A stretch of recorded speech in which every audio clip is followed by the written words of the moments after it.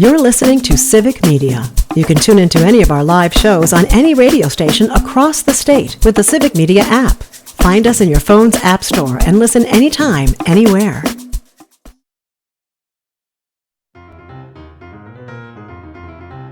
Welcome to Amicus, a law review with Jim Santelle, Civic Media's weekly review and discussion of some of the most significant news stories in the areas of law, government, courts, and the aspiration for justice. And now, here's your host, Jim Santelle. This is Amicus, a law review, and my name is Jim Santelle, your host for this hour and also the next hour here on the broadcast stations of Civic Media. Delighted and honored that you have chosen to spend some of your weekend time in conversation and discussion with me and my terrific producer, Max. I am coming to you this weekend from the main studios of Civic Media in beautiful downtown Madison, just within the shadow of our Capitol Dome. Max, my terrific producer, is in Radio Park in Racine, and together, once again, we are inviting your questions, your comments, your inquiries, your perspectives on the subject matters that animate our discussion this weekend. That phone number is 855-752-4842. You can call, you can drop a note in the Dropbox, and be a part of our discussion this weekend, focusing upon the United States Supreme Court, as we often do. This broadcast, this edition of Amicus, focusing especially upon the recent work, the recent activities, and yes, some of the recent conduct of our United States Supreme Court justices, including the Chief Justice, John Roberts, and yes, focusing a lot this broadcast upon another one of the Associate Justices, and her name is Amy Coney Barrett. I'm going to talk about the ways in which we have seen her views, her perspectives, and yes, even her writings from the Supreme Court evolve fairly recently from moving to the closer to the center, from the far right, which was where arguably Donald Trump placed her, the consequences of that, which we will also discuss on our broadcast this weekend, as she decides cases based more and more upon the interests of the American population, also getting not just pushback, but threats and a sense from some elements of our population, inappropriate and completely contrary to the law, suggesting that she has been a bad Supreme Court justice. We'll get to that as well. We're going to begin our discussion, however, with an invocation of what the Supreme Court is supposed to be all about. Yes, indeed, from time to time, we go back to some original documents, including the Federalist Papers, again, written by three folks named Hamilton, Madison, and Jay. Jay goes on to be the Chief Justice of our Supreme Court, and eventually tells us that it's decidedly the province, the purview of the judiciary to just tell us what the law is. In fact, he's got some support for that from the other authors of the Federalist Papers. Here's what Hamilton and Madison write about this notion that there are shared powers among the branches of government, and that indeed it is the responsibility of the judiciary to decide what the law is. This is what they write. This is Federalist Paper number 78. Some perplexity respecting the rights of the courts to pronounce legislative acts void. That's basically to review and determine whether or not things that the Congress has done are right or wrong, because contrary to the Constitution, has arisen from an imagination that the doctrine would imply a superiority of the judiciary to the legislative power. That's a long and somewhat convoluted way of saying some folks out there, as they're looking at the Constitution before it's passed, obviously, all of these letters, advocates principally to the population of New York, but other places up and down the East Coast at the time, all of this advocating for the adoption of the Constitution, arguing that indeed those people who say that somehow the judiciary should not be able to take a look at and determine what is legal, what is not, what is constitutional, and what is not, they're wrong about that. Hamilton goes on to say, it is urged that the authority which can declare the acts of another void must necessarily be superior to the one whose acts may be declared void. As this doctrine is of great importance in all of the American constitutions, a brief discussion of the grounds on which it rests cannot be unacceptable. Kind of a double negative there, basically saying we've got to talk about this, and goes on once again to commission the United States Supreme Court and such other courts as the Congress may establish to do exactly that. Says this: there is no position which depends on clearer principles than that every act of a delegated authority, that includes the executive branch, does it not, contrary to the tenor of the commission under which it is exercised, is void. Let me read that again. There's no position which depends on clearer principles than that every act of a delegated authority, again, 3 branches of government in our federal system, many state systems as well, other things locally and county systems as well, contrary to the tenor of the commission under which it is exercised, is void. Here we go. No legislative act, therefore, contrary to the Constitution can be valid. To deny this, the authors of the Federalist Papers tell us, to deny this would be to affirm that the deputy is greater than his principal, that the servant is above his master, that the representatives of the people are superior to the people themselves. Good words, thoughtful words. Again, way back at the time that our Constitution was under consideration. Eventually, of course, passed in 1787, 1788, 1789. Ultimately, a requisite number of states pass our Constitution, and we look forward to celebrating another anniversary of that coming up later this year. Based upon that, and based upon our commission in this edition of Amicus, a Law Review, we're going to be focusing almost exclusively on the United States Supreme Court, including a major decision of just this past week in which the Supreme Court rejects Donald Trump's attempts to freeze foreign aid. And yes, invoking implicitly, not explicitly, the rules and the principles set forth there in the Federalist Papers. You've got a modest majority, a slight majority, a 5-4 majority, also very interesting, who makes up the majority. We'll talk about that, telling Donald Trump, you can't do this, that your conduct has got to be consistent with the law, of the Constitution, with what the Congress has established. You cannot do this. You can't freeze this foreign aid without legislative action. That's what the Supreme Court, frankly, preliminarily said. This is not a final decision, basically reviewing what the lower court is doing, sending it back to the lower court for a little bit more definition about what the judge wants from the parties, including the administration. But it is undeniably a major blow to the Trump administration and its efforts to change government, and in this particular case, change the way in which we support our allies and others around the globe. We've talked about this a lot. This is the USAID stuff. This is the notion that by virtue of decisions by our Congress to send monies overseas, we are stronger here at home. And we're also, most importantly, helping people overseas in countries not ours. That is a very good thing.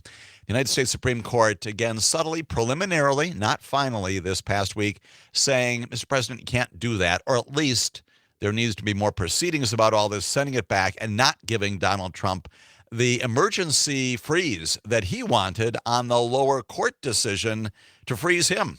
Again, lots and lots of language going on there. Along the way, this particular decision, which we're going to analyze, has everything. It's got procedure inside it. It's got foreign policy. It's got intellectual dishonesty when it comes to at least one of the dissenting justices. His name, of course, well known to all of you. We'll get to in just a few moments. We'll leave that as something of a mystery as we go forward here. And also another justice whose name I've already mentioned.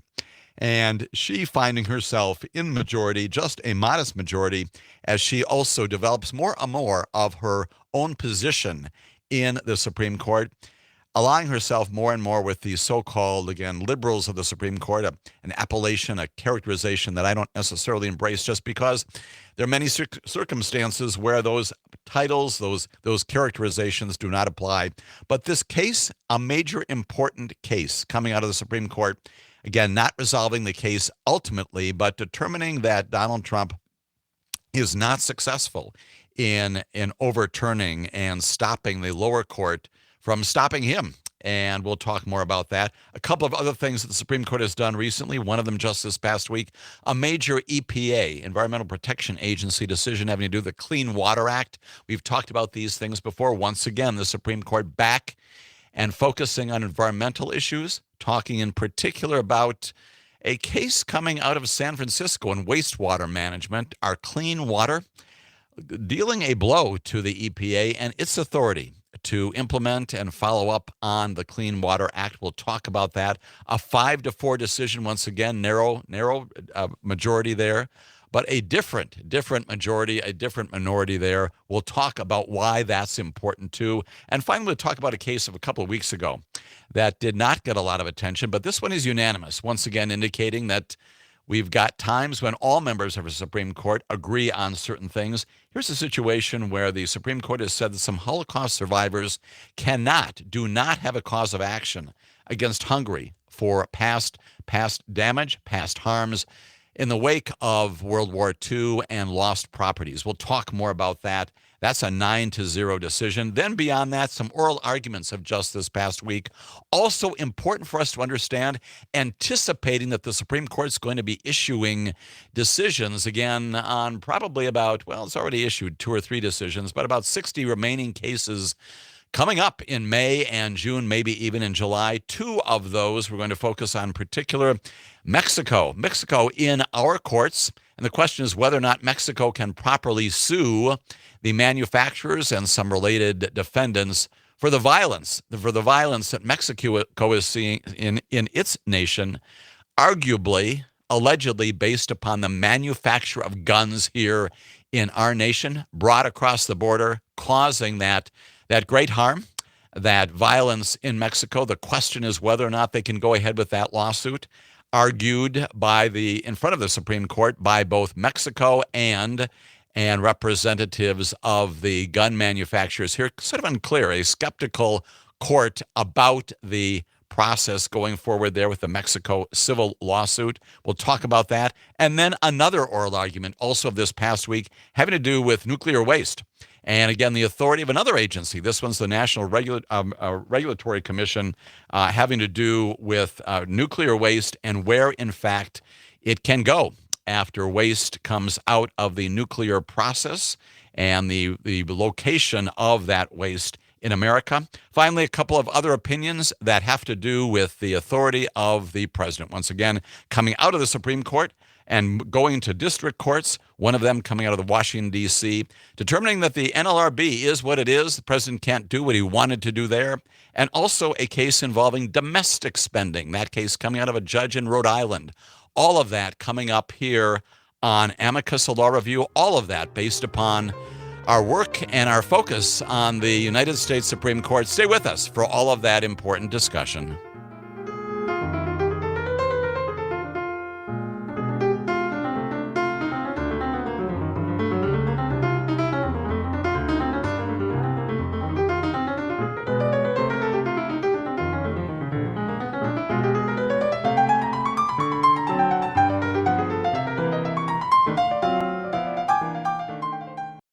You're listening to Civic Media. Stay up to date on the latest news and information for your local community and Wisconsin by signing up for our free email newsletter. Visit civicmedia.us/email to get started.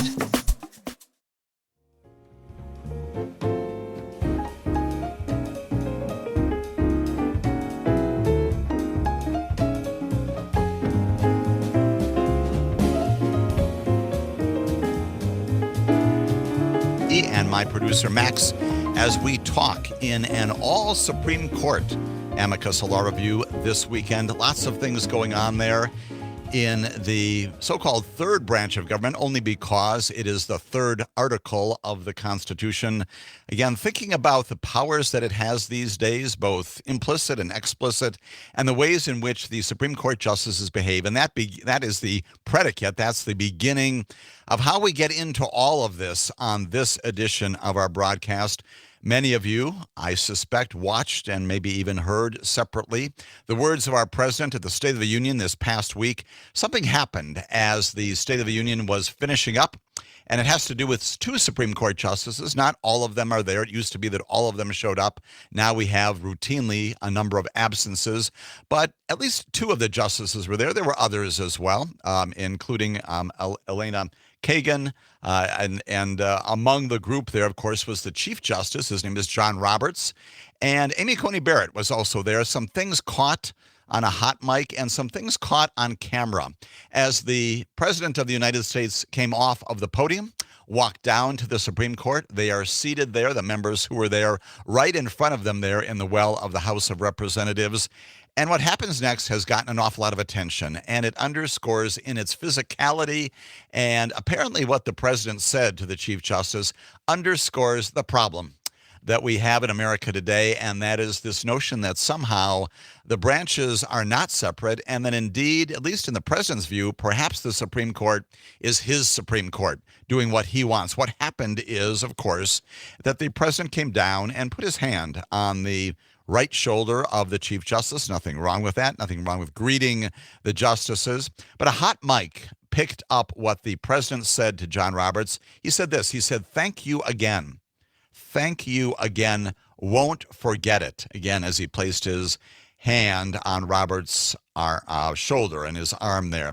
And of course, that has led to an awful lot of well-based speculation that what our president was doing was giving the Chief Justice thanks, appreciation. Thank you very much to the Chief Justice for penning that major catastrophic decision back in July of last year, the conservative majority establishing for the first time in our nation's history, as we have talked about a lot on this broadcast, that a president does indeed enjoy certain immunities from criminal prosecution, can indeed be above the law, and most significantly, I have argued, establishing a very, very powerful United States presidency, an executive branch that needs to be active, needs to be nimble, needs to be aggressive, and cannot be encumbered by other things, for example, like criminal prosecutions, and needs to act powerfully. Donald Trump plainly doing that in recent days and weeks, apparently thanking the Chief Justice for what the Chief Justice did. Didn't give us a lot more description there, but plainly indicating that he appreciated that, as the president appreciated basically the Chief Justice writing that opinion that got him off the hook, that set in motion a whole series of events. Again, the cases never went to trial, at least not federally. And as a result of that, Donald Trump now he is convicted of state offenses in New York, but he is a president of the United States of America who had faced at least 2 federal cases of major dimension, both of those effectively going away, including this notion that somehow a president is immune from the very prosecutions the Department of Justice brings. The president thanking the Chief Justice this past week for doing just that, erasing once again the separation of powers, and suggesting very strongly that the president believes that the United States Supreme Court is his court. And when it does what he wants it to do, he is happy, and he will let the Supreme Court and the Chief Justice know about that. Now, the other important thing that happened was all visual, and that is that Amy Coney Barrett, sitting there, of course, during the course of the entire speech, looking somewhat uncomfortable about many of the things that our president said, but also at the very end, as this was going on between the president and the Chief Justice, also looking over, difficult to read, not a psychologist, not a student of human behavior, but it certainly appeared to many of us, I suspect including you, that Amy Coney Barrett found that relationship, that contact, that communication between the president and the Chief Justice unseemly, and came close to frowning over it. Didn't really raise her eyebrows, but look back at the camera angle on that, look back at what was recorded. Amy Coney Barrett almost certainly expressing some dismay that this had happened. Amy Coney Barrett, Associate Justice of the Supreme Court, also looming large in what the Supreme Court has done just this past week, as we continue more to talk about the United States Supreme Court and what it has done. Significantly, right after that happened, the morning after of Wednesday of this past week, the Supreme Court, in a 5-4 decision, yes, indeed, Chief Justice John Roberts, Associate Justice Amy Coney Barrett joined the other 3 so-called liberals on the bench, again, doing what all of us would anticipate an independent Supreme Court would do. That is basically upholding the law and saying to the president that this is what the law is, and when you violate it, you need to be responsible to the courts for explaining that. Supreme Court on Wednesday, again, right after the State of the Union, 5-4 decision of the United States Supreme Court, a close decision, rejecting, saying, no, President Trump, we will not, in fact, grant your emergency request. He came to the Supreme Court asking on an emergency basis to freeze nearly $2 billion in foreign aid in a closely divided decision, once again, 5-4. We know how this comes about, and we know well because we've talked about this in the past. Judge Amir Ali, federal district court judge, Washington, D.C., had issued a temporary restraining order. Again, this is the preliminary part of the case. A number of petitioners come in and say, we don't like the fact that the president is shutting down USAID, although effectively, for practical purposes, if you're there in Washington, you'll see that that office is basically gone. We also don't like the fact that through USAID, the president has frozen about $2 billion with a B dollars intended by the Congress through the USAID and other mechanisms to support friends and allies overseas who need that money. For what? For food, for health care, for democracy, for government stability, for all kinds of things, for commerce, for medical attention, addressing the spread of diseases, all kinds of things. President saying, no, we're not going to do that anymore. People coming into court saying that the president does not have the authority to override the decision of the Congress. Stop that from happening. And Judge Ali says, yeah, I think that's probably right. I'm going to enjoin you. I'm going to stop you, Mr. President, initially from doing just that. You have no explanation for this blanket suspension of aid the Congress has directed be paid. That's what the judges said. And in the wake of that, it appeared that the administration officials said, that's very nice, Judge Amir. We don't care. It seemed as if the administration was evading, simply saying we're not going to follow that, maybe defying the order, as Judge Amir seemed to indicate as well, saying that they're still entitled to continue to conduct a case-by-case review of some of these monies, and we can make that decision even though you've told us not to. So what happens is that the plaintiffs in this case come back to Judge Amir and say, you know what? They're not cooperating. They're not doing what you told them to do, Judge. And the judge then comes back. He once again orders the officials to go ahead and make those payments of $1.5 billion, sets a deadline for midnight the next day. And it's right after that the president, the administration, your Department of Justice runs into the United States Supreme Court and says, stop Judge Amir from causing all this trouble. Stop Judge Amir from stopping us from stopping the funding. Lots and lots of language there, lots of stopping going on here.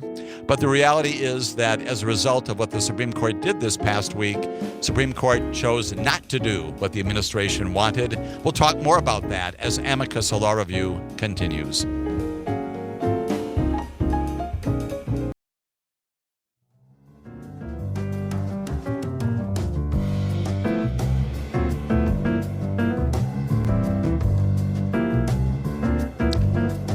This is Amicus, a law review, here in the broadcast stations of Civic Media. My name is Jim Santelle, joined this weekend, as always, by my producer, Max, and together we're taking your phone calls, your questions, your comments.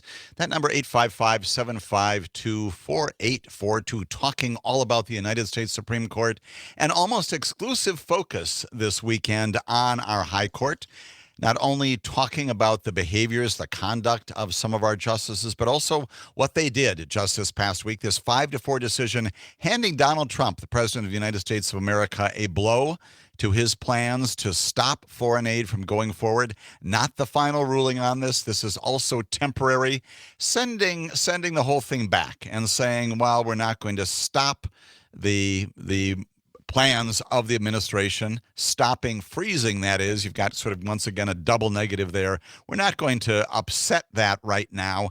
What we are going to do is we're going to send this back to a district court judge who plainly is hostile, appropriately hostile to what the president is doing. We're going to send it back, and we're going to tell that judge that he should clarify what obligations the government must fulfill. Well, the judge, again, Judge Ali, has been fairly clear about that. Nonetheless, that's the posture of the case, sending it back to the lower court judge, telling the judge that, yes, indeed, we're not going to overturn your freezing of the decision of the president to freeze those foreign aid monies. Lots of things going on there. We're going to let you go ahead and hear the attacks of the plaintiffs upon what the president has done that basically prohibits these monies from going to help people overseas. Along the way, as I indicated at the top, some very interesting things going on inside this case. We certainly have a Supreme Court procedure. This is one of those quick orders, sometimes called the shadow docket emergency application. As a result, the court's brief order is unsigned. And that's typical when the justices act on emergency applications, again, saying only the trial judge should go back and kind of clarify what obligations you're talking about here. And as a result of that, that is the ruling. That's the law of the Supreme Court coming out of this particular case. Also has some other aspects of it. Again, it's got the emergence of Amy Coney Barrett, as we have seen, and we'll see again later in this very broadcast, as a voice here, along with the Chief Justice, joining the other three, the so-called liberals on the bench, to hand Donald Trump this result that plainly he is not happy with, even though it is not a final decision at all. Amy Coney Barrett, we continue to look to her, at her. We'll watch her further as she develops her own level of jurisprudence and, yes, indeed, some independence on the court in many, many ways. This case also has intellectual dishonesty. I teased before a Supreme Court justice among those four who engaged in what can only be called intellectual dishonesty in writing a scathing dissent, a slashing 8-page dissent. Sam Alito is his name. You're not surprised by that reveal at all, are you? He joins other members of the court in saying, no, we should go in the opposite direction. What the majority here has said about this case, he said it's gone profoundly astray. He said this, does a single district court judge who likely lacks jurisdiction, I don't know where that comes from, but have the unchecked power to compel the government of the United States to pay out and probably lose forever $2 billion taxpayer dollars? The answer, Alito said, to that question should be an emphatic no. But a majority of the court apparently thinks otherwise. I am stunned. Well, Mr. Associate Justice, you can be as stunned as you like. The fact of the matter is that there is an answer to your question. And yes, that's our system as established by the Federalist Papers, by the Supreme Court, by other courts. And that is that, yes, indeed, federal district court judges do have responsibility to decide what the law is. You can appeal those decisions to appeals court, ultimately to the Supreme Court. But yes, indeed, a judge, in this case, again, Judge Ali in the district court in the District of Columbia, does have the power to compel the government to pay out the $2 billion tax amount that has been suspended unconstitutionally, illegally by this president, contrary to what the Congress has said. Note that Alito also says probably lose forever. It's not a matter of losing the money, Mr. Alito. It's a matter of spending money that the Congress has authorized in its appropriation process and ensuring the money gets to where the Congress, our representatives in Washington, have intended it to go. The answer to the question, he says, is emphatic no. Just the opposite is true. He goes on. There's even more intellectual dishonesty. He wrote again that apparently the government now has to pay this $2 billion post haste. Well, the budget allocation from, previous budgets, this is nothing new. This has been out there for a long period of time. It's the president who decided not to go ahead and implement what the Congress wanted. There's nothing post-haste about it. It says not because the law requires it. This is the Associate Justice Sam Alito writing, but simply because the district judge so ordered. He's plainly focused upon this jurisdictional issue. Sorry, Mr. Associate Justice, the district court judge does have the power to do it. You can review that as you are doing right now, but a district court judge does have that power. And then he goes on to say this. As the nation's highest court, we have a duty to ensure that the power entrusted to federal judges by the Constitution is not abused. And that's exactly what you're doing. You're reviewing all of these lower court things. He says today the court fails to carry out its responsibility. No, you did just the opposite. Again, we do embrace the rule of law in America, and that requires our understanding that the Supreme Court will tell us what the law is. It is significant as well that the Associate Justice, again, writing on behalf of the dissenting group there, says the administration should not be thwarted once again by a single judge. He is very much fixated on that.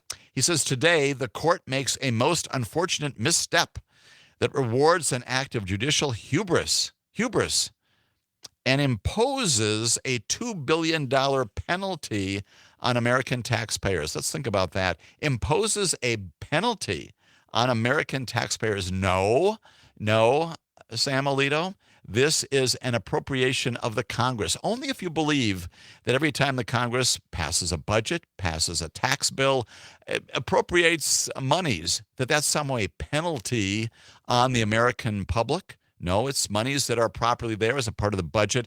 We anticipate, we expect, we call upon our elected representatives in Congress to do exactly that. You may not agree with it. That's why we've got a legislature that sometimes says yes. They vote on things. It's not a penalty, Sam Alito, and nothing's being imposed through judicial hubris. An extraordinary dissent, 8-page dissent, and again, a decision by the majority, 5-4, including Amy Coney Barrett, including the Chief Justice, including the three others, plainly Elena Kagan, Sonia Sotomayor, and Ketanji Brown Jackson, in the majority in this case, sending this back to Judge Ali and saying, go ahead and do what you need to do. Enforce what you want to do. We'll take a look at it down the road. That's a major event in American history that happened just this past week. Again, it's got everything. It's got intellectual dishonesty. It's got some notion about a constitutional crisis looming. You note that Judge Ali had said, gee, they're probably not going to follow what I'm directing them to do. It's got Supreme Court procedure, it's got foreign policy, and it's got the emergence of Amy Coney Barrett once again. Lots of things to unpack from that decision.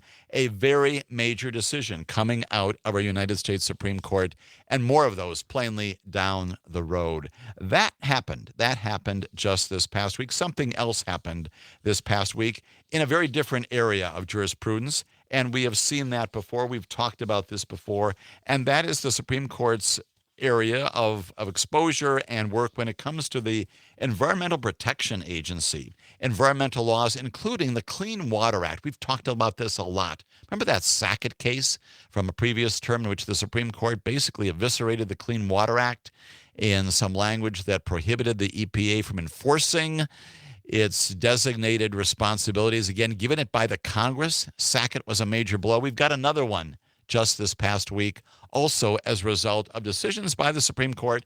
This also 5-4. We have different alliances, different groups that make up that 5-4 decision.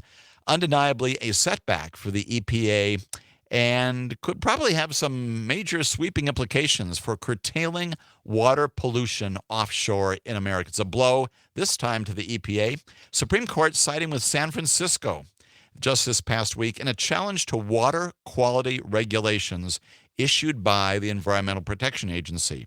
Again, 5-4 decision, a blow to the agency undeniably, basically saying you can't do what you're doing, or at least can't do it the way that you're doing it. The case also, as we've noted in the past, we've described this as a part of the docket back in the fall, some very unusual alliances here. You've got San Francisco, the city of San Francisco, on the same side as some groups you wouldn't normally think that they would be on the same side with. That's the mining and petroleum trade groups, things like the National Mining Association, the American Farm Bureau Federation, the American Fuel and Petrochemical Manufacturers, all of them together, including the city of San Francisco, opposing the EPA. Now, how does this come about? How do we get here in the first place? Well, the dispute fundamentally focuses on it arise from how human waste and how San Francisco disposes of that human waste in that city. The question before the court was whether the Clean Water Act of 1972, it's been around for a long time, allows the agency, the Environmental Protection Agency, to impose prohibitions, restrictions, limitations on wastewater released into the Pacific Ocean, and then to penalize the city for violating those regulations. Once again, we hear from Sam Alito. This time, he's the majority, so he's much happier this time around. He writes from the majority that the EPA was entitled to impose specific requirements to prevent pollution, but not to make polluters responsible whenever, as he said, water quality generally falls below the agency's standards. It's an interesting way of understanding the work of the EPA. He goes on to say this: when a permit contains such requirements, this is Sam Alito writing now, a permittee, someone who gets the permit, that punctiliously follows every specific requirement in its permit may nevertheless face crushing penalties if the quality of the water in its receiving waters falls below the applicable standards. That's pretty much an articulation of the law. Whether or not it is crushing, there are penalties that go along when you fail to abide by what the EPA has done to keep our waters, including, yes, the Pacific Ocean, clean for future generations. The Chief Justice in this case, John Roberts, Clarence Thomas, Brett Kavanaugh, joined the majority opinion. Neil Gorsuch joining most of it, not all of it. And here, once again, here's the continuing theme on this broadcast and previous broadcasts of Amicus. Justice Amy Coney Barrett, once again, joining the court's three-member liberal wing. And you know who they are, once again, Sonia Sotomayor, Elena Kagan, Ketanji Brown Jackson. They make up the four. Interesting, once again, a gender split, as we have seen in other cases. 5-4, those four joined together in saying that no, the agency did everything right. At least they didn't do anything wrong here. She says, this is Amy Coney Barrett, again, writing in dissent of what her conservative colleagues, the other five, say. She says the agency was entitled to supplement, to add to some specific requirements for these water discharges with more general standards based on changes to water quality. She's giving the agency the authority we've talked a lot about on this broadcast, the discretion, the power to do what it knows it can and should do under the law. She said the need for the second kind of regulation, quoting from the government's very words in its lawsuit, is on display in this case. This is Amy Coney Barrett. Discharges from components of San Francisco's sewer system have allegedly led, this is Amy Coney Barrett writing this, led to serious breaches of the water quality standards, such as, here we go, discoloration, scum, and floating material, including toilet paper in Mission Creek. That's what Amy Coney Barrett wrote about the impact of what the Supreme Court majority has done.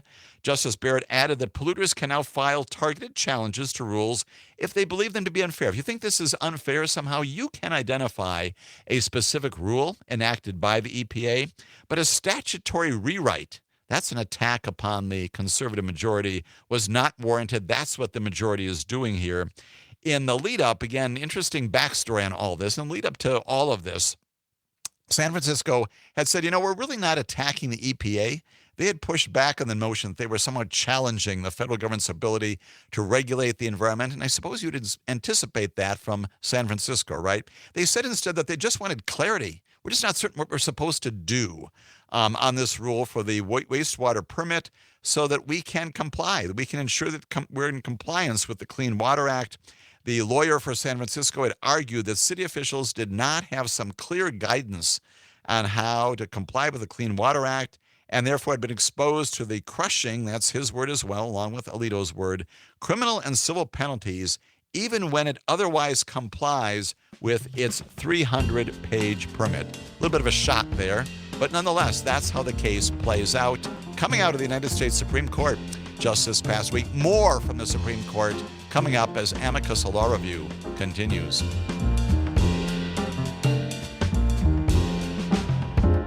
You're listening to Civic Media. Find the latest news, information, and archives of all your favorite shows on the Civic Media website, civicmedia.us.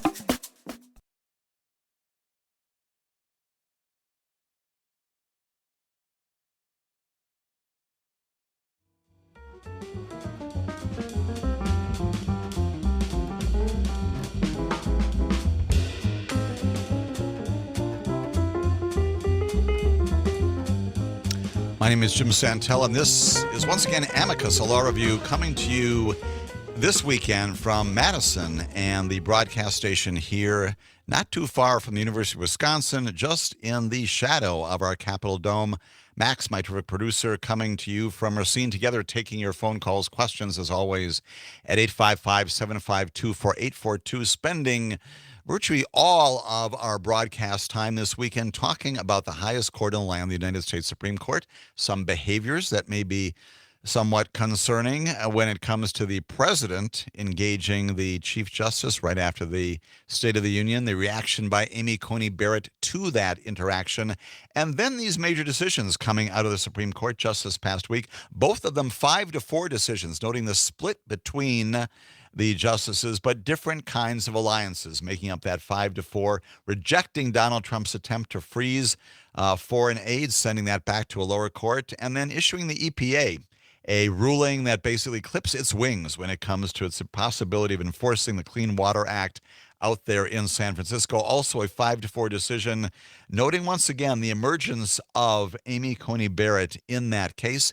She is also, as we have noted in the past, put some distance between herself and others. She has very notably taken on Clarence Thomas when he has been all focused upon looking back to history and looking back to ancient history to decide things like First Amendment decisions, certainly when it comes to the guns rulings. She's more and more saying, you know what, that's craziness. We should be looking at what the law means today, a contemporary application in 2025 in the early part of the 21st century.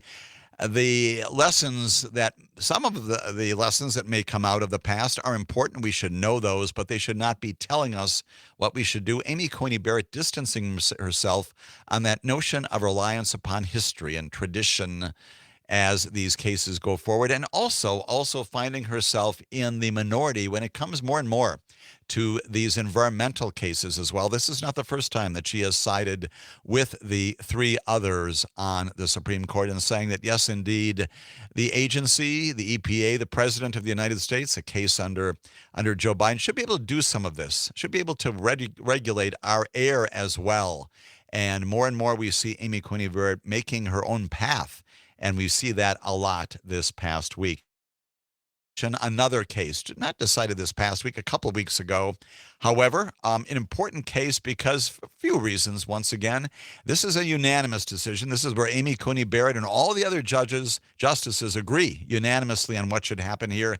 It is plainly a decision premised upon the law, but nonetheless a decision that probably it will strike you as it strikes me as the kind of thing that calls out for justice beyond what the Supreme Court has done. The Supreme Court, about 2 weeks ago, rejecting the petition, the request of some Holocaust survivors against the nation of Hungary, unanimously ruling that the plaintiffs in this case had not established a connection to the United States that was required under the law, under the Foreign Sovereign Immunities Act. Again, the Supreme Court unanimously ruling that a group of Jewish survivors of the Holocaust would not win. They said that they could not sue Hungary in the United States to recover what? To recovering the proceeds of property stolen by its state-owned railway. The company apparently robbed hundreds of thousands of Jews before sending them to Nazi death camps in 1944. One of the, if not the most horrific event in human history in recent times. The question for the justices was whether the suit was barred, again, by this legislation passed by the Congress. It's called the Foreign Sovereign Immunities Act, a 1976 law that, for the most part, prohibits suits against foreign states. The law has some exceptions, including one for the expropriation of property. But that exception, that part of the law, also requires proof that the stolen property, which is the focus of the lawsuit, was exchanged for, that's the language in the legislation, exchanged for property in the United States in connection with some commercial activity. Now, once again, this comes in the wake of true horror. More than 500,000 Hungarian Jews were murdered. We know that well, in a matter of months near the end of World War II. That genocidal campaign that, yes, indeed, it happened. It's a part of the horrific history of humanity. It was accompanied by a mass theft of Jewish property, spearheaded at the time by Hungary's National Railway, after a government declaration there that all valuable objects owned by Jews, except for a few personal items kind of around the edges, were part of the nation's wealth, seizing all that property. Horrific, right? The survivors, including their families and others, had argued that the stolen property had been liquidated, commingled with other money, and used decades later in many transactions with the United States, and that's why they invoked this legislation, including the issuance of bonds and the purchases of military equipment. However, that explanation, that connection was too attenuated. And we have Associate Justice Sonia Sotomayor writing for the court, a majority court saying, sorry, this particular piece of legislation does not permit you to go ahead. She said this: Hungary has made countless transactions throughout several institutional collapses and regime changes, resulting in billions in revenues flowing in and out of its treasury. Goes on to say, against this historical backdrop, it is implausible to say that the commingling Hungary did in the 1940s on its own establishes that the money it spent in the United States in the 2000s was, here's the language once again, exchanged for the property Hungary allegedly expropriated. Again, a lot of things to unpack there, basically saying haven't met their burden of showing this connection with exchanges of property that are more recent. It was one thing, Justice Sonia Sotomayor basically said, to trace a stolen piece of, for example, art, traded for another piece of art, but very different, she said, to sell the art and deposit the cash from that sale in a bank account, for example, that's used for commercial transactions. She goes on to say that mere fact does not relieve plaintiffs from alleging some facts that enable the reasonable tracing, that's the key, of those proceeds to the United States, establishing jurisdiction here. Justice Sotomayor, again, probably, as all the justices we hope would be, look at this with dismay. She says, we acknowledge there's a moral imperative to provide justice for the Holocaust victims while they still live. She said, unfortunately, the plaintiff's broad reading of the 1976 law would undermine the United States' foreign relations and reciprocal self-interest. Again, we know that the United States, also a party to many lawsuits overseas, about 1,800 actions against it pending in the courts of more than 100 countries at any given time. So these issues about foreign litigation, foreign pieces of litigation going on, they loom large on the face of the planet. This past week, the Supreme Court saying this particular piece of litigation here cannot proceed. More about the United States Supreme Court coming up in the second hour of Amicus, a law review.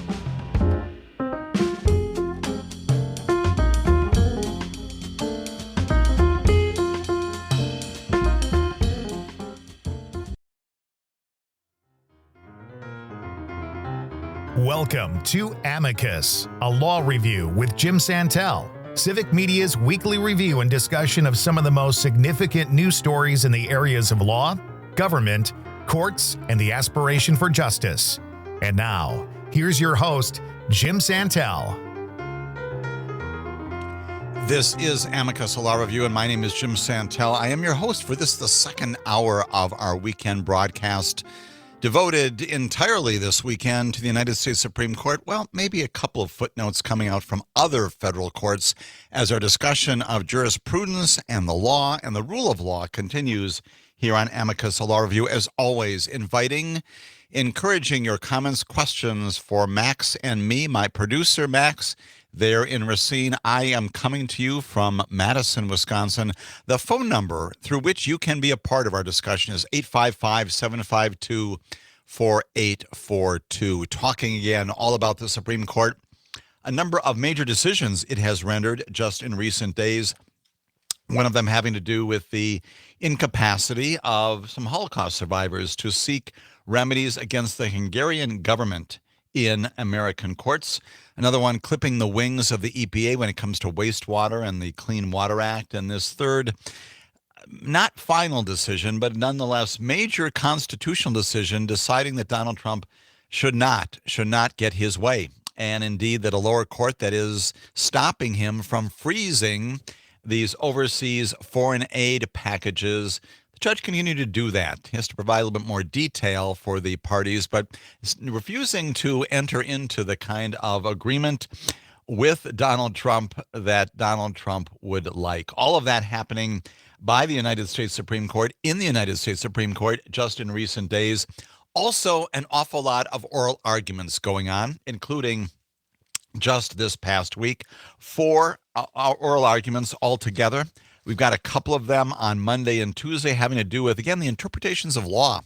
We're not going to spend a lot of time on these, but they're interesting cases. They join the 64 cases that are already pending before the United States Supreme Court. Some of them, a few of those resolved, as we just indicated. Most of them awaiting decision. And so just this past week, in anticipation of those decisions, the United States Supreme Court taking up an interpretation of something called the Foreign Sovereign Immunities Act, FSIA. Supreme Court also taking up something called the Justice Against Sponsors of Terrorism Act. All kinds of important things when it comes to understanding and interpreting what laws passed by the United States Congress that people now need to have interpretation on. That's what the courts do in America. And we also know that just this past week, on Tuesday and then on Wednesday, the Supreme Court entertained oral argument on 2 equally important But now we're going to focus on these in particular, one having to do with guns, and again, foreign policy, international engagements, and a second one having to do with the Nuclear Regulatory Commission and its capacity to act in America when it comes to nuclear waste. What can it do? What can it not do? Again, important to emphasize that these are oral arguments. These are opportunities for the parties, principally through their attorneys, to come before the Supreme Court and argue their cases, to have these discussions, often very animated, between the justices and the parties who are representing the positions there before the Supreme Court. When you're in Washington, D.C., you can actually go to the Supreme Court, and these are public proceedings. You can be there, take in the oral arguments themselves, be a part of that process. You can also hear all about the oral arguments on the radio, here on Civic Media, because we often broadcast portions of those. You can also go online and pull up the complete oral arguments. They're posted by the United States Supreme Court. Chief Justice said, yes, I'd like for everybody to be able to hear what we're saying, some level of accountability and indeed transparency when it comes to what the Supreme Court is doing. So that's what's going on this past week. Oral arguments, not decisions yet, although once again, we can usually often read some tea leaves. Read some tea leaves kind of indicate how the Supreme Court will probably be resolving a case. So, for example, we knew in December, long before the Supreme Court issued its major decision in Dobbs overturning Roe versus Wade, we knew back in December, early December of the previous year, the Supreme Court would almost certainly be going in that direction. It wasn't a surprise when they did that in June. Sometimes the tea leaves are clear, sometimes they're not. We've kind of got a mixed bag in a couple of cases of just this past Tuesday and Wednesday. Let's talk first about guns and the Supreme Court and the nation of Mexico. Again, much in the news recently in connection with our relationship with it. Tariffs on, tariffs off. Supreme Court appearing skeptical, very, very doubtful, at least most of the members, this past Tuesday, that the Mexican government now suing in our courts, suing gun makers over claims that they, the gun makers, the manufacturers, the distributors, share some blame for the violence in Mexico by drug cartels. Now, how does that get unpacked? Here we go. Mexico would argue that the American gun industry bears responsibility for the violence in Mexico. How? They allege that the gun industry in America creates and sells firearms that then make their way across the border into the hands of criminal gangs in Mexico. And Mexico, now through its representatives appearing in our United States Supreme Court, which they can do, that's a part of the process that is open to litigants in America. They argue that the violence in their nation, in Mexico, was a direct result of the gun makers' actions, and that the country should in fact be able to sue those manufacturers despite, notwithstanding, a 2005 law, again passed by Congress, that provided that most lawsuits against gun manufacturers cannot go forward, basically prohibiting these kinds of gun manufacturer attacking lawsuits for injuries caused by those firearms. Justice Kavanaugh, for example, during the course of this oral argument, appeared pretty much to sum up the doubts that some of the justices had about the lawsuit by asking about the broader implications if Mexico was successful here in arguing that manufacturers acting lawfully could be held responsible for illegal behavior by cartels in a foreign country.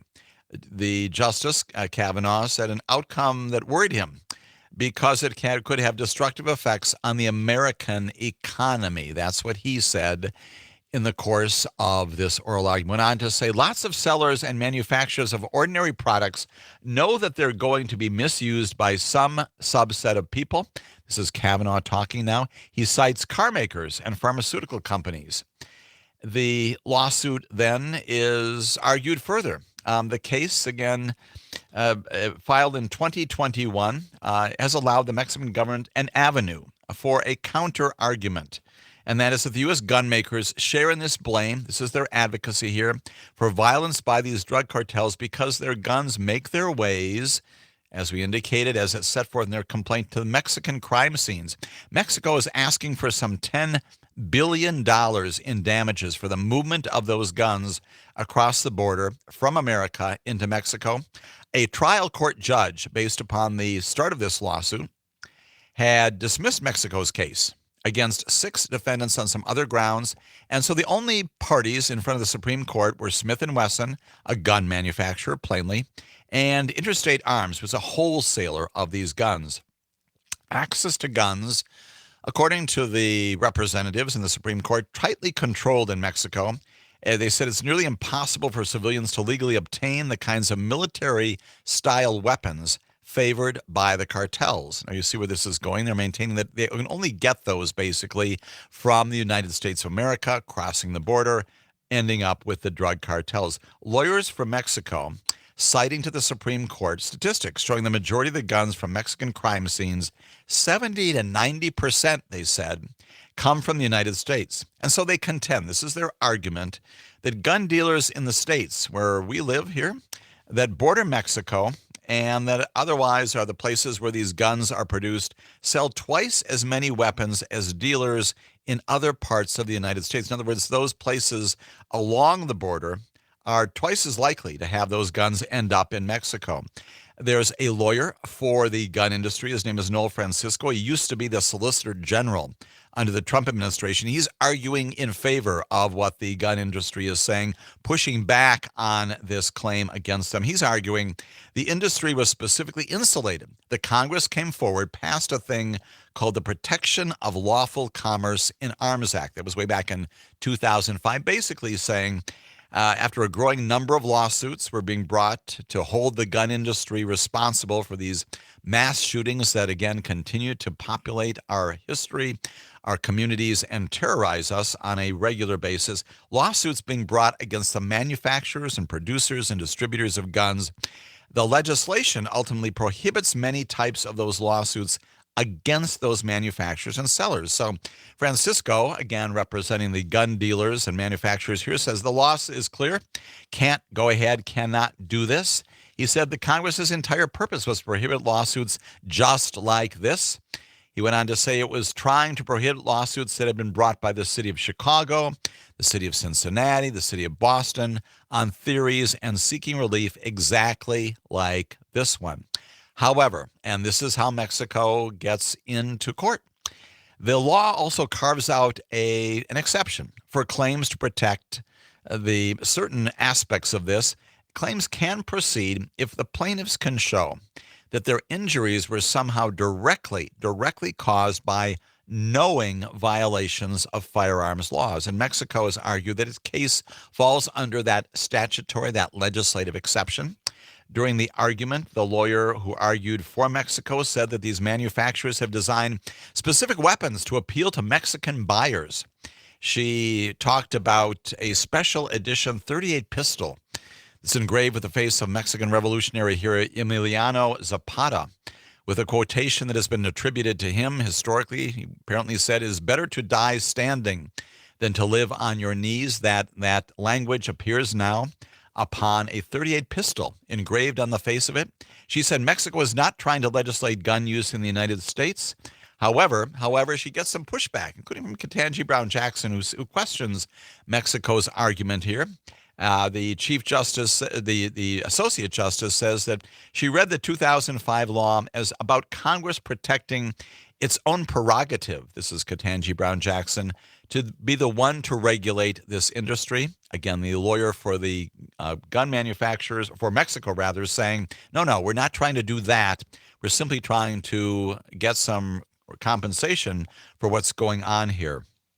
What happens is that there are, after all, according to Francisco once again, millions of perfectly law-abiding Spanish-speaking Americans in this country that find those firearms very, very attractive, and making those firearms available cannot possibly cross the line into aiding and abetting. That's Neil Francisco. When we come back, we'll tell you more about that oral argument and another as Amicus, a law review, continues.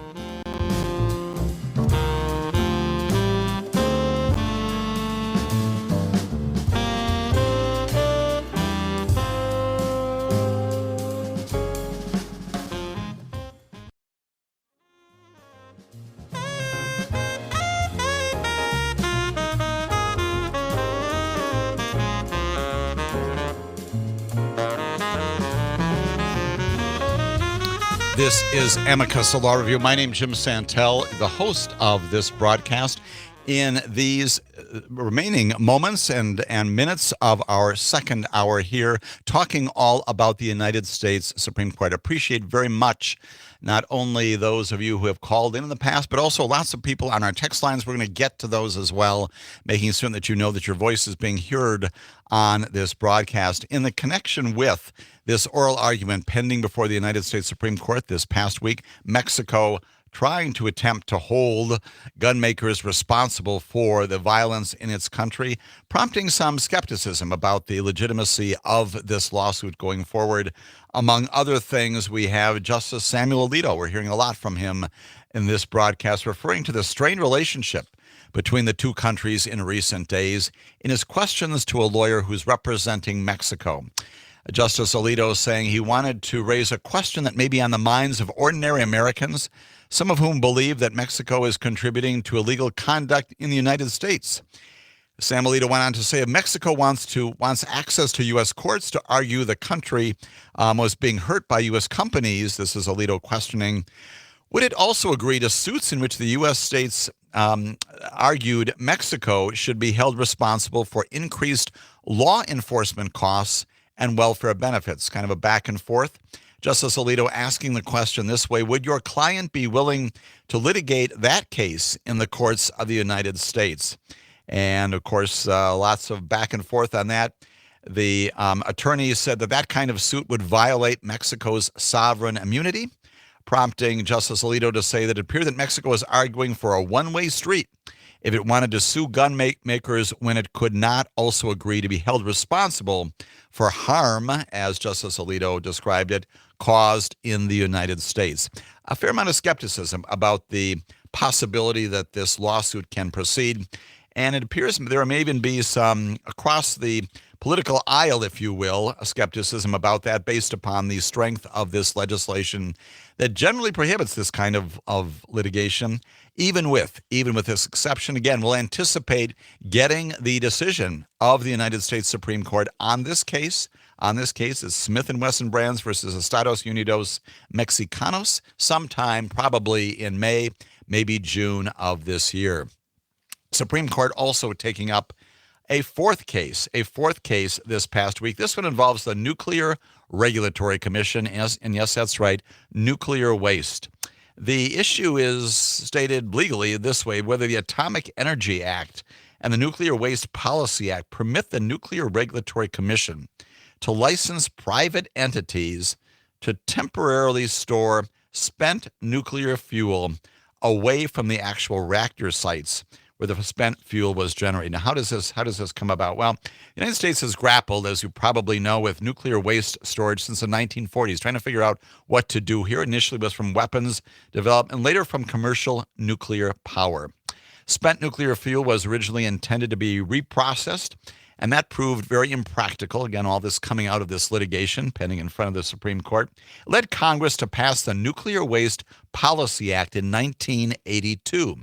That particular piece of legislation, again, a piece of legislation coming out of our Congress, designated a place in Nevada as the nation's permanent underground repository and required the Department of Energy to begin accepting waste from states in 1998.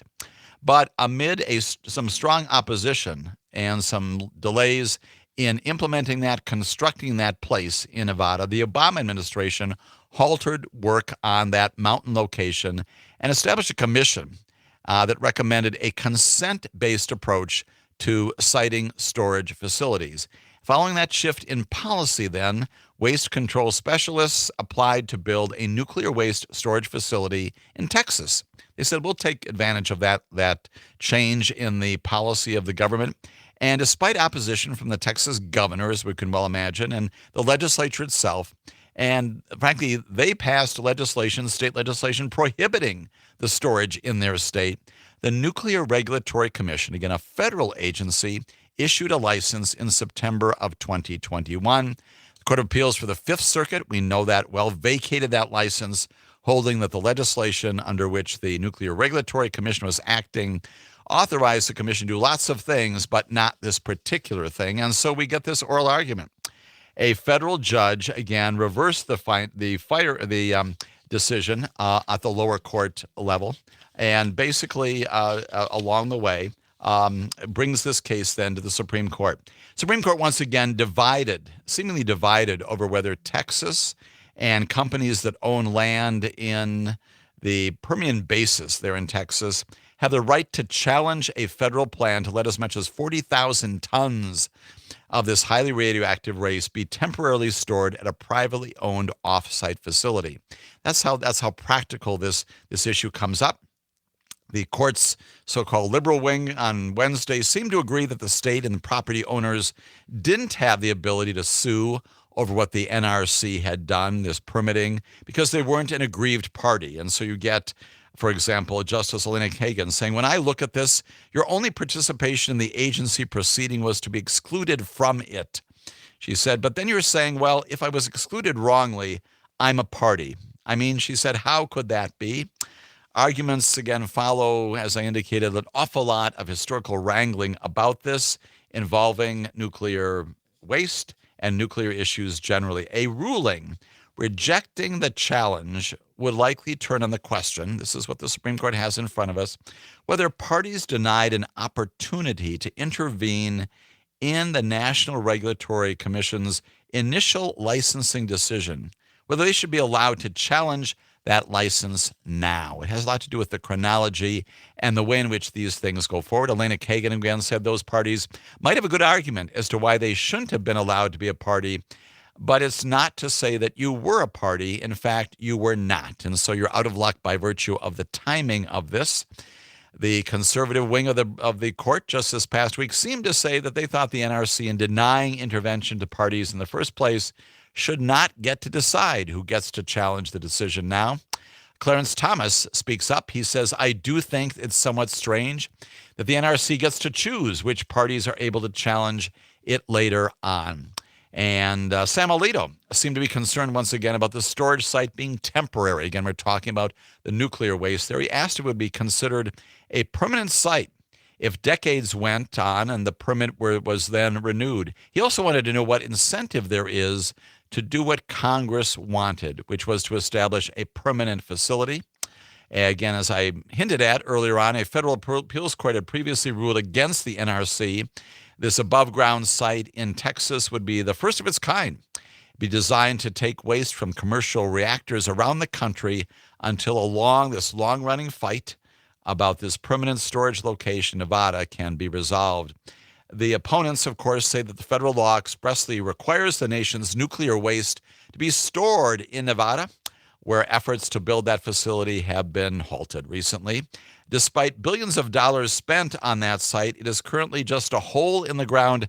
That's how Justice Neil Gorsuch described it in this oral argument of this past week. The case is once again called Nuclear Regulatory Commission versus Texas and Interim Storage Partners versus Texas, pending before the United States Supreme Court, getting some mixed reaction, again, from the Supreme Court justices themselves based upon that oral argument. We will see what they do again, May, June, maybe July of this year. More about the United States Supreme Court and other courts when Amicus Law Review continues.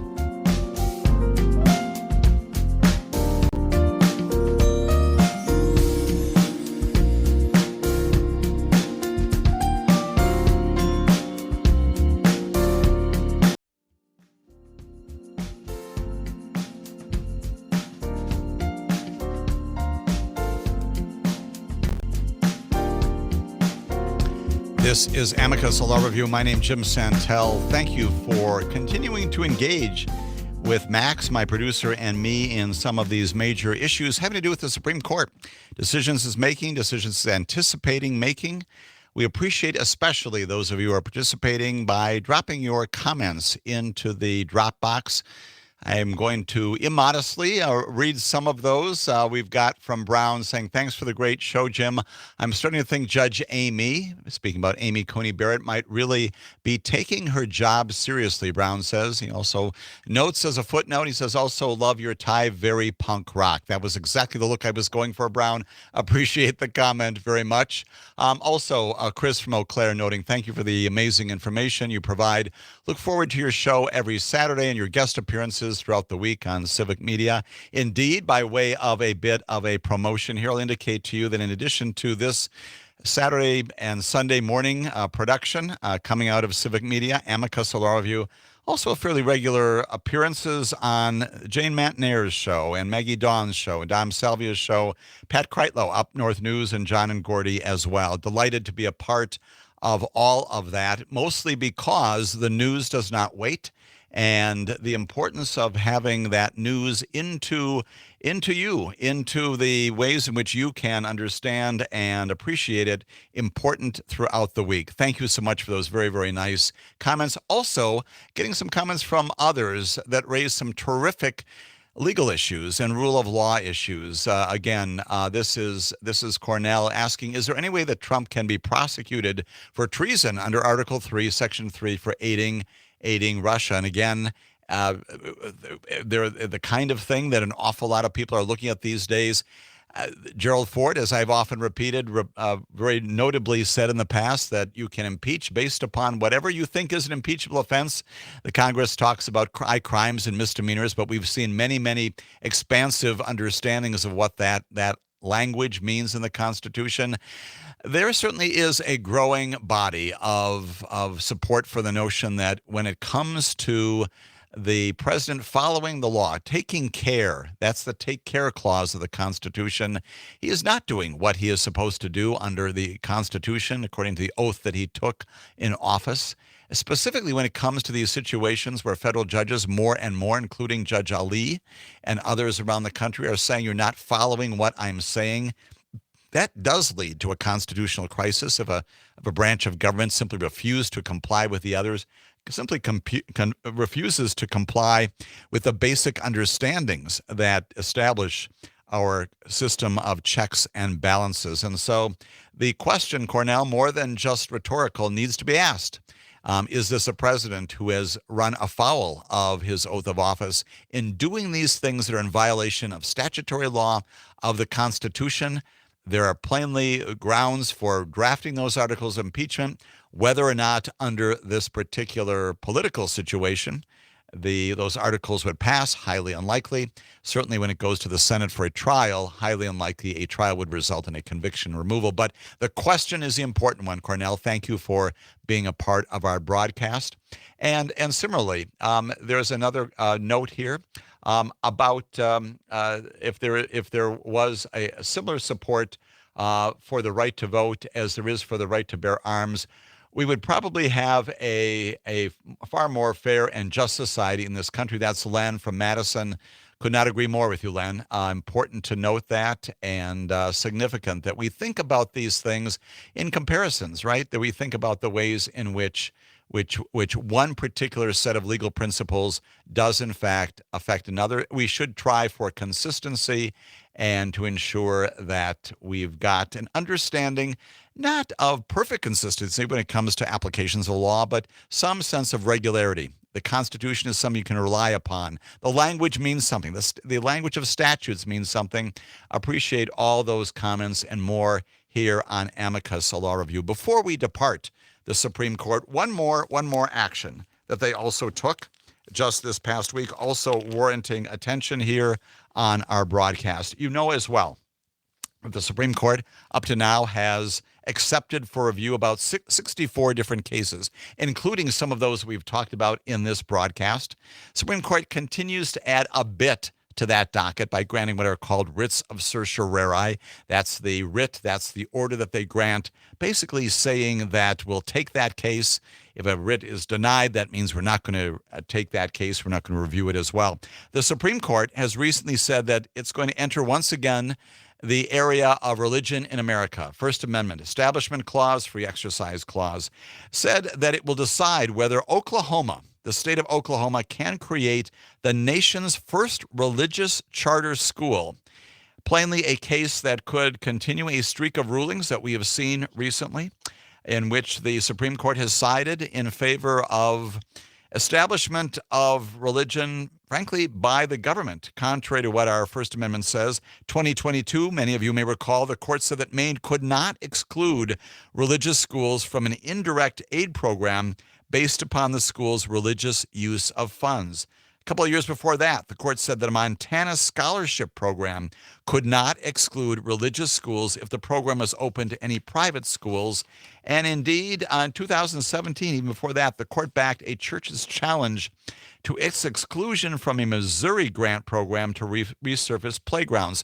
All of those approving and supporting the use of public tax dollars to support particular institutions, particular educational entities that have a religious nature about them. And the argument, of course, in the opposite direction is that's contrary to the Establishment Clause that again, draws this line between government and religion in America. Well, the case that the Supreme Court has just taken on is also notable because the Oklahoma Republican governor and the attorney general there are opposing these positions on funding this school.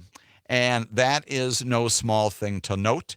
Again, the Supreme Court taking on this case.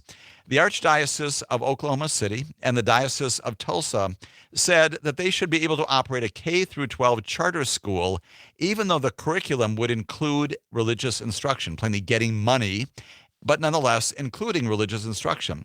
An Oklahoma court, the Supreme Court, last year said that the charter schools, which again use these monies, these public monies, but have private operators, are public schools, and state law requires public education to be non-religious, secular. They got it right, the Oklahoma Supreme Court. The Oklahoma Attorney General, his name is Gentner Drummond, said Oklahoma's charter schools bear all the hallmarks of a public school identified by this court and more. And he actually urged the Supreme Court not to get involved. Do not grant the writ of certiorari in this case. Stay away from it. The Attorney General there said allowing this Catholic charter school would open the floodgates and force taxpayers to fund all manner of religious indoctrination, including even, he said, the Church of Satan. So this is the Attorney General of the state of Oklahoma encouraging the Supreme Court not to take this case. Nothing here to see.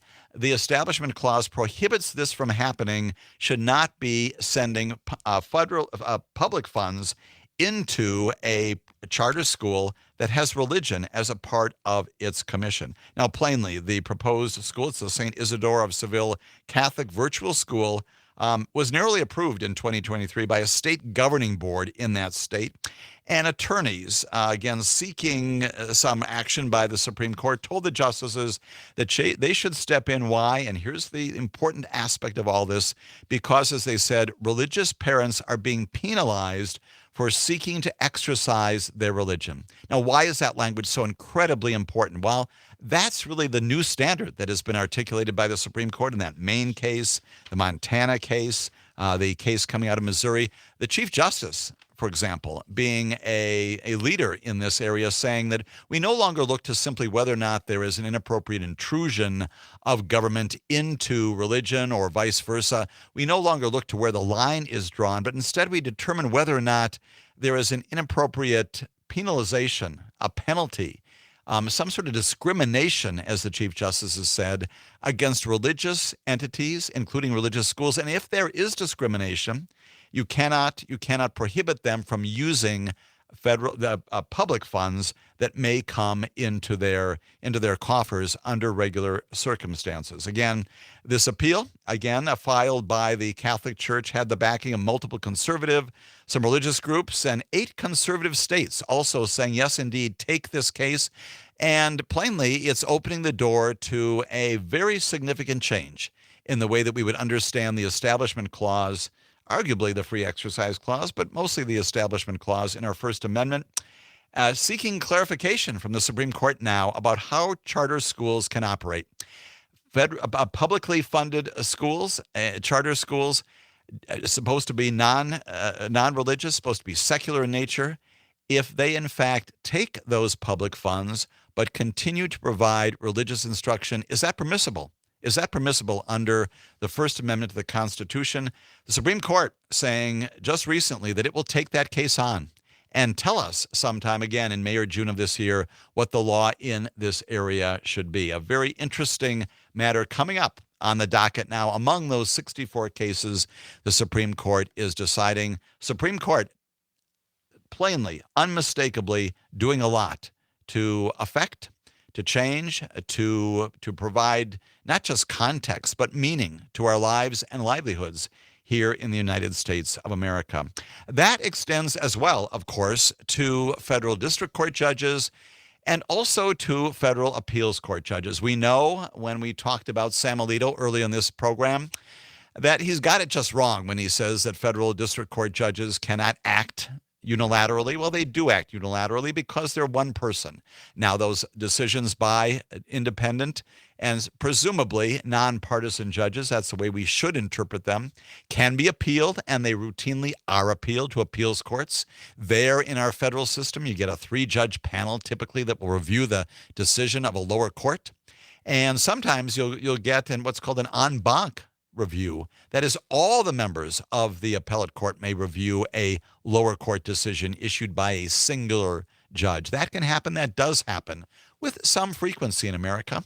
And then ultimately, once again, as we have talked about at great length here, if you're still unsatisfied with what the appeals court does, whether it's in a 3-judge panel or an en banc review, you can seek review by the United States Supreme Court. That's the due process of our American system. That's how we got 64 cases pending before the Supreme Court. Many, many others plainly not getting that review. One of them now recently going to get that review is this religious case coming out of Oklahoma, in which the quality, the nature, the focus of the First Amendment Establishment Clause will once again be tested. We do have federal district court judges, singular judges, acting just this past week, also to affirm this fundamental notion that was implicit, if not explicit, in what the Supreme Court did earlier this week, basically saying, Mr. President, you can't do these things. Mr. President, your actions when it comes to following the law are not consistent with doing just that. You are obliged, Mr. President, to take care, as the Constitution says, that the laws of our nation be faithfully executed, and you have not done that. Let's talk about a couple of cases in which federal district court judges, one in the District of Columbia, one in the District of Rhode Island, have sent that message to Donald Trump just this past week, all a part of our continuing monitoring the fact that federal judges remain the guardrails in this nation, at least up to now, even through this process of pushing back on these unconstitutional and statutorily unsupported actions by our president. Federal judges being the ones who say, no, you can't do that.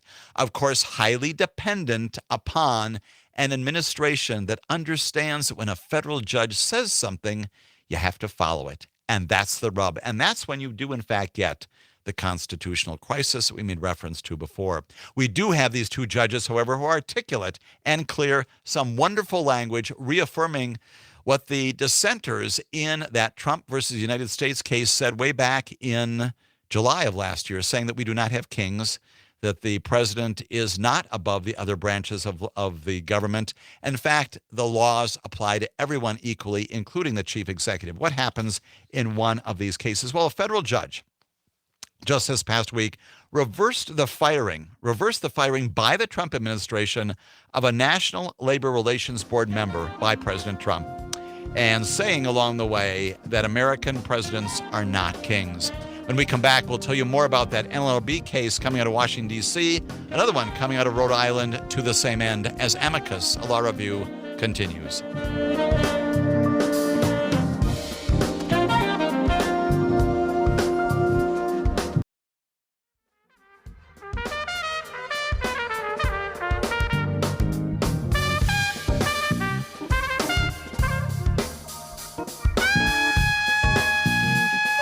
My name is Jim Santelle. This is Amicus, our final moments of this 2-hour broadcast. Again, appreciating so much all of you who have decided to be a part of our discussion. Thank you for that.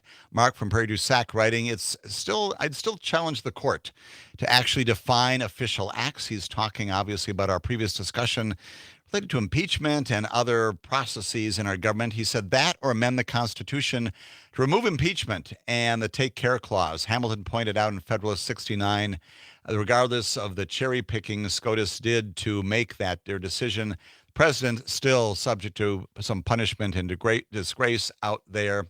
Katie from Madison also noting, thanks for a great show, Jim. I've always learned so much.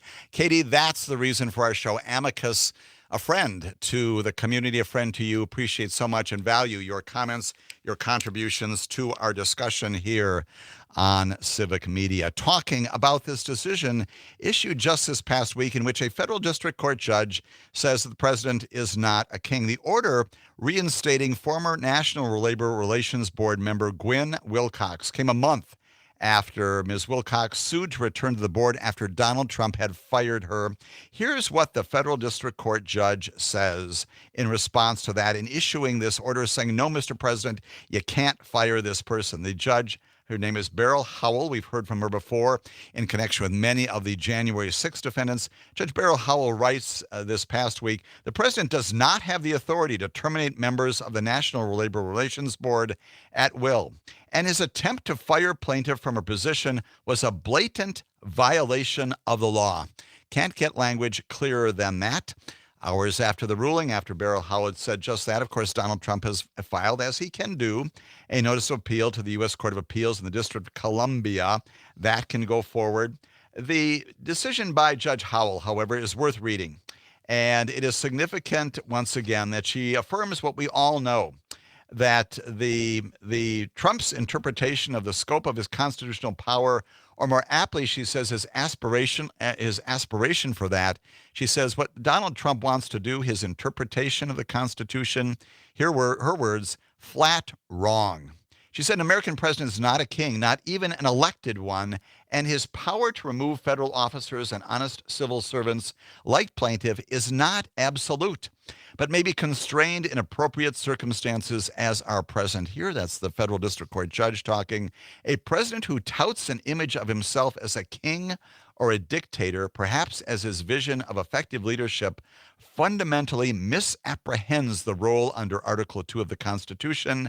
That's the word coming from Judge Beryl Howell in reversing the firing of the chair of the NLRB just this past week. Strong but appropriate words to be sent to the White House. Interesting to see whether or not the courts of appeals, ultimately maybe the Supreme Court, when they take this on, what will they do in the wake of the great affirmation of the power, the authority of this executive branch that it put in place back in July. We've got another judge. His name is Judge John McConnell. He's in the federal district court in Rhode Island. He extended an order that prevented Donald Trump's administration, here's the word once again, from freezing billions of congressionally approved domestic funds to 22 states and the District of Columbia. These are monies intended to enhance our national life and livelihood in our nation. The judge found that the administration had overstepped, and again, not taking care that the laws of our nation be properly executed, in trying to stop agencies from using monies properly, legally, lawfully appropriated by the Congress. Again, the ruling, which builds on the judge's prior temporary order. We've talked about this before, the initial comments and the initial orders entered by Judge McConnell, instructing the government to keep dispersing those funds. Judge McConnell previously and again saying, no, the legislature has decided, there are representatives, they've passed laws. Previous presidents have signed those laws, so there's nothing unconstitutional about the way in which they've been put in place. And all of this, again, setting up this clash between the president and federal district judges, maybe appeals court judges as well, maybe even the Supreme Court at some point, but certainly a clash between what the Congress has done and what the president is not doing, inconsistent with what the Congress, its purpose and its intention had been. Judge John McConnell, again, Rhode Island, says this, here the executive has put itself above Congress. It, meaning the administration, the Donald Trump administration, imposed a categorical mandate on the spending of congressionally appropriated and obligated funds without regard to Congress's authority to control spending. A memo from the White House Budget Office had demanded a pause on billions in grants until the administration, you may recall this news, could determine that the funding complied with the priorities, the newly announced priorities of this administration. We know the confusion, the alarm, the disarray that this order, among others, had set off. You've got attorneys general around the country who sued to prevent this from going ahead. In their challenge, they pointed to specific examples about how critical funding from these agencies that Donald Trump was stopping, like the Federal Emergency Management Agency, yes, that's right, that's FEMA, or the Environmental Protection Agency we talked about earlier in the context of this case coming out of the Supreme Court, could leave the states stranded in emergencies, unable to provide vital services, things like clean water. Judge McConnell said that the directive from the Budget Office, again, these are his words, fundamentally undermines the distinct constitutional roles of each branch of our government, and that without this action, the funding that the states are due and owed creates an indefinite limbo. The order on this past week was aimed at all federal agencies cited in the memo from the Budget Office. It directs them now to refrain from pausing, freezing, blocking, canceling, suspending, terminating, or otherwise impeding the disbursement of appropriated federal funds to the states under awarded grants, executed contracts, or other executed financial obligations. That's a judge, that's a lawyer saying, let me give you all the possible permutations of this.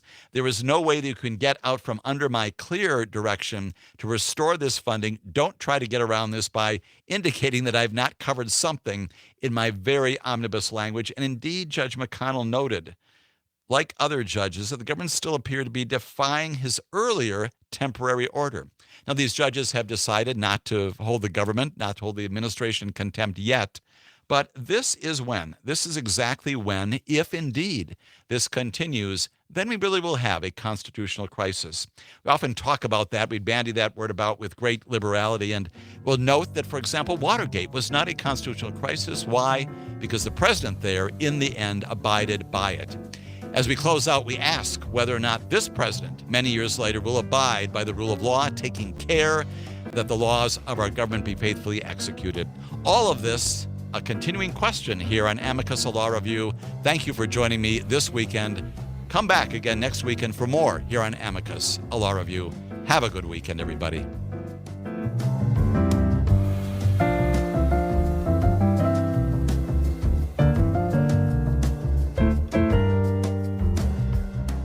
The national news cycle never stops, but it can be hard to find news about your local community. Civic Media is dedicated to providing quality local and state news coverage across Wisconsin. With the Civic Media app, you can get notifications about local stories that matter to you and your community. Find the free Civic Media app in your phone's app store and choose notifications from the menu to tell us what kind of news you want to hear about.